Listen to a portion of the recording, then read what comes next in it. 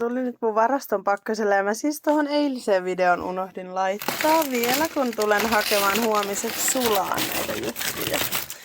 Löysin vielä yhden kananjauhelihan, mikä on siis niin kuin viime vuodelta.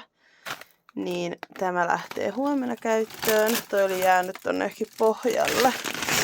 Sitten mä löysin vielä yhden pussin näitä sämpylöitä, mitä Kasu aina syö. Ja silloin huomenna vapaapäivä, niin näistä sit sille aamupalaa.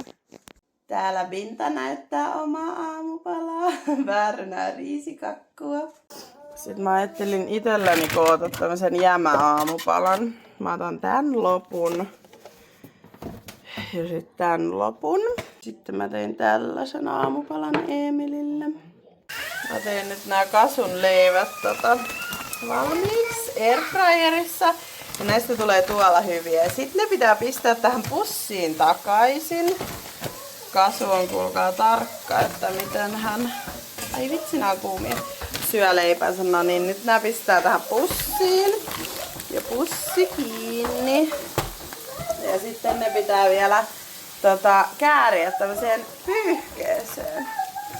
Niin ne pysyy, sitten niistä tulee ihan superpehmeitä. Siellä ne nyt odottelee ja sitten täällä on tulossa tää kanan jauheliha. Sinne sisään. Vinta, tuossa leikistä aistaa, kun äiti kokkaa. Täällä nää nyt on tämmösiä ihan pehmosia. Ja näihin tulee sitten majoneesia ja sitä kanaa. Täällä on nyt Kasun aamupalaleivät. Sitten mä jätin Bintalle lounaalle kanaa. Ja sitten Emil teki myös kanajuustoleivät. Gimme. Kasu is in trouble. Me tultiin autohuoltoon, se otti ruuat mukaan ja nyt kaikki haluu sen ruokia.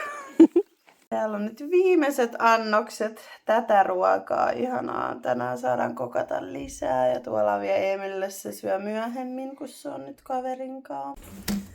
Lapset menee kohta päikyille, niin täältä otetaan nyt sulaan. Sitten välipalosmoothia varten banaania ja mangoa. Niin nää jää nyt tähän sulaan. Ja mä ostan siis aina Heavy-Hävikistä vähän tummempia banaaneita halvalla. Ja sit pilkon niitä pusseittain, niin pakastan smoothieita varten.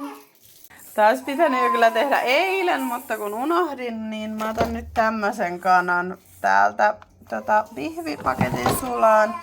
Tehdään tästä iltaruokaa. Täällä on nyt smoothie menossa. Siihen tuli yksi tämmönen. Sitten käytettiin tätä ja tätä.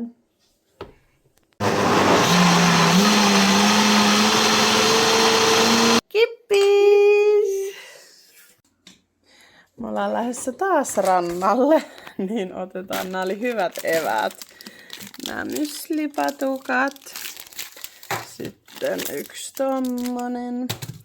Ja sitten mehua. Otetaan nää.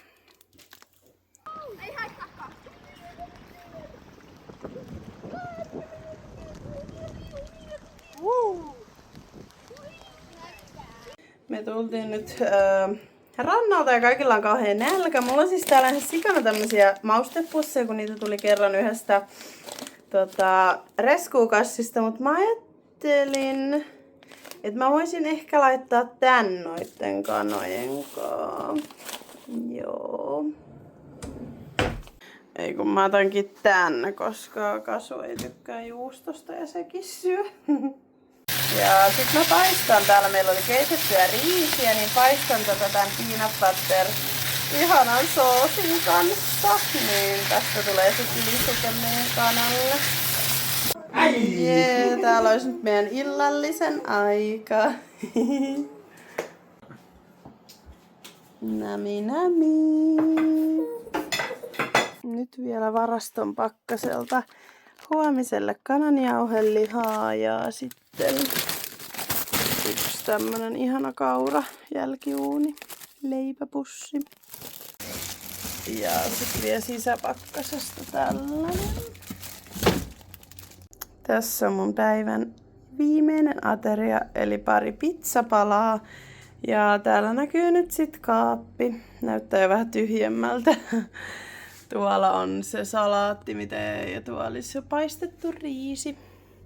Ja hei, melkein unohdin, mutta siis K+-etuna oli euron nämä litrajukurtit, niin mä ostin siis 2.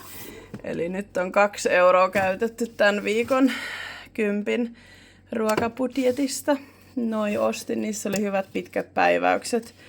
Ja meillä menee paljon jukurttia, niin ostin ne.